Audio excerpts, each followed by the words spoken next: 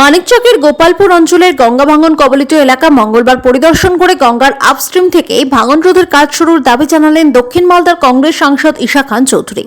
এই দিন তিনি মানিকচকের প্রাক্তন বিধায়ক মোত্তাকিন আলম সহ ব্লক কংগ্রেস নেতৃত্বকে সঙ্গে নিয়ে মানিকচকের গোপালপুর অঞ্চলে যান।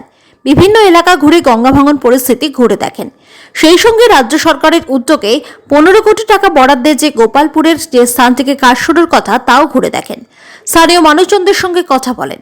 পরে সংবাদ মাধ্যমের মুখোমুখি হয়ে মানিকচকের প্রাক্তন বিধায়ক মোত্তাকিন আলম ও দক্ষিণ মালদার বর্তমান সাংসদ ঈশা খান চৌধুরী সংবাদ মাধ্যমের মুখোমুখি হয়ে জানান, রাজ্য সরকার 15 কোটি টাকা বরাদ্দে গোপালপুরের হুকুমত টোলা থেকে 1 কিলোমিটার 700 মিটার এলাকা জুড়ে ভাঙন প্রতিরোধের কাজ করতে চলেছে, কিন্তু এলাকার সাধারণ মানুষ চাইছেন ভাঙন প্রতিরোধের কাজ শুরু হোক আপস্ট্রিম থেকে, তাহলে কাজ টিকবে, নচেত সমস্ত টাকা জলে যাবে। আমরা আজকে গোপালপুর জিপি আমাদের মানিকচক ব্লকের মধ্যে আপনারা জানেন, সবাই জানে যে আমাদের মানিকচক ব্লকে এবং আমাদের সঙ্গে মানিকচকের বুতনি আইল্যান্ড বিরাট সমস্যা ভাঙনের।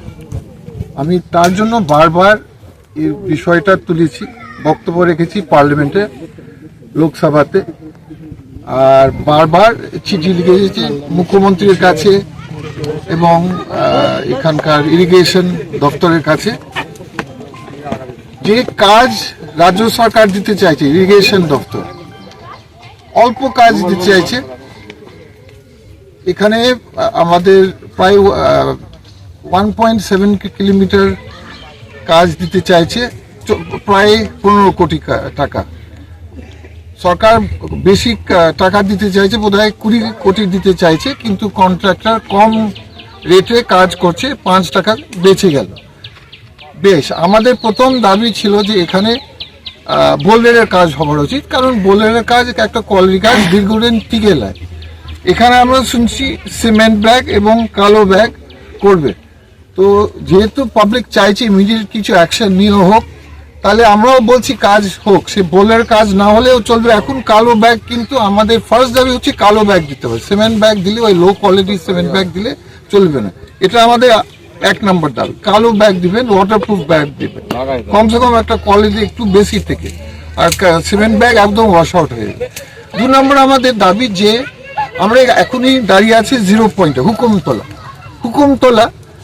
এখানে হুকুমতলা একটা বিরাট সমস্যা আছে, যে সবাই বলছে এখানে কোনো দলের ব্যাপার নেই, এখানে সব দলের লোকরা আছে, জনগণ আছে পাবলিকের গোপালপুর।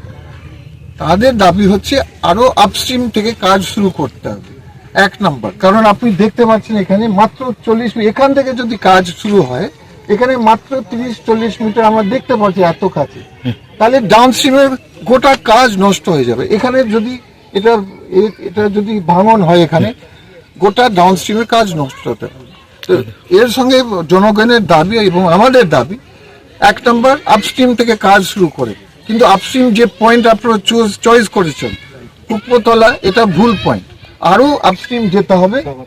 আমরা বলছি সাগরতলা বা পারলে ইলাইতলা সবচেয়ে ভালো, তাহলে কি হবে, এই ধ্বংস আর হবে না। মানে এখানে আর যে সরকার করতে চাইছে, ওরা ডাউনস্ট্রিম থেকে কাজ শুরু করতে চাইছে। ডাউনস্ট্রিম থেকে মানে আপনার কামালতিপুর আমরা বলছি একটা মসজিদ আছে পড়ে যাচ্ছে, ওটা ইমিডিয়েটলি কাজ শুরু করেন। এটা আমরা কোনো পাবলিক অভিযোগ করছি না, আমরা অভিযোগ করছি না, কিন্তু আমরা বলছি যদি আপস্ট্রিম থেকে কাজ শুরু না হয়, কামালতিপুরের কাজ ওয়াশ আউট হয়ে যাবে। কেন? কারণ ওটা ডাউনস্ট্রিম, এটা আপস্ট্রিম, এটা লজিক।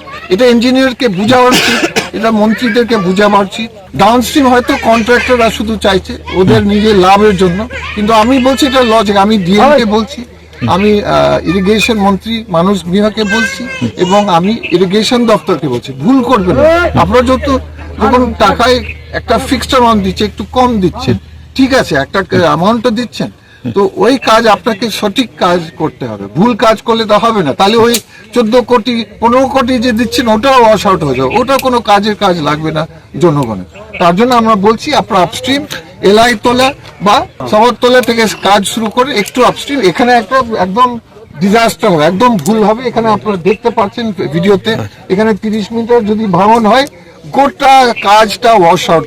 এমন আমরা পজিটিভ মাইন্ডেড, আমরা বিশ্বাস করি যে আমরা ইরিগেশন মালদা লেভেলে কথা বলবো এবং কলকাতা লেভেল কথা বলবো। এখানে জনগণ যে চাইছে একটা লজিক আছে, একটা রিজনিং আছে। যে ভাঙন কবলিত মানুষ, এই মানুষগুলোকে সরকার দয়া করেছে, প্রায় 15 কোটি টাকা এখানে কাজের জন্য দিয়েছে। এটা দয়া। এই 15 কোটি টাকা কি কাজ হবে আমরা বুঝতে পারছি না। এই এলাকার মানুষ দাবি করছে যে আপি স্টিম থেকে কাজটা শুরু হোক। কেন শুরু হোক?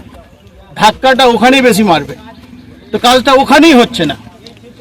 আপনারা যদি বলেন যে পাকিস্তান বর্ডারে কেন ফোর্স রাখা হয়েছে, ওখান থেকে যারা সন্ত্রাসবাদী হোক আর যারা শয়তান হোক তারা কিন্তু ওই বর্ডার দিয়েই ঢুকবে, তার জন্য ওখানে বেশি করে ফোর্স রাখা হয়। তো যেখান দিয়ে বেশি ধাক্কা মারবে সেখানেই কাজটা হচ্ছে না, আমরা বুঝতে পারছি না। এখানকার যিনি স্থানীয় বিধায়িকা তার কেন এই কাজটার উপরে আছে আমরা বুঝতে পারছি না। এখানকার মানুষ যারা, এখানকার সমস্ত মানুষ, এখানকার যারা টিএমসি করে তাদেরও দাবি যে আপি স্টিম থেকে কাজ শুরু হোক, কিন্তু এখানকার বিধায়িকা যিনি আছেন তারই বেশি আপত্তি যে এখান থেকে কাজ শুরু হবে না। আমাদের দাবি এখানকার প্রশাসন এবং এখানকার যিনি আমাদের জেলা সমাহর্তা আছেন ওনার কাছে দাবি, ইরিগেশনের কাছে দাবি, আপনারা কাজ করছেন করুন এই অল্প টাকা দিয়ে, কিন্তু এখানে এসে সরজমিনে তদন্ত করে গোপালপুরের মানুষ কি চাইছে, কেন চাইছে, আপনারা দেখে কাজ শুরু করুন।